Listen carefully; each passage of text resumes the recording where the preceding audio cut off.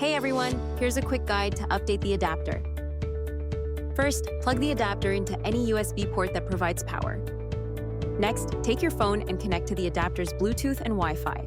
If prompted for a Wi-Fi password, just enter 12345678. Once connected, you might see a pop-up "No Internet Connection." Just ignore it and stay on the adapter's Wi-Fi.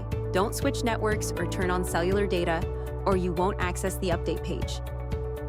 Now, open a web browser on your phone and type in 192.168.3.94. From there, if you see multiple versions listed, just select the one with the latest date.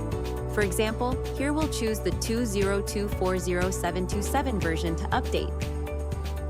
If the version selection is blank, that means your product is already up to date and no upgrade is needed. Thanks for watching. See you next time.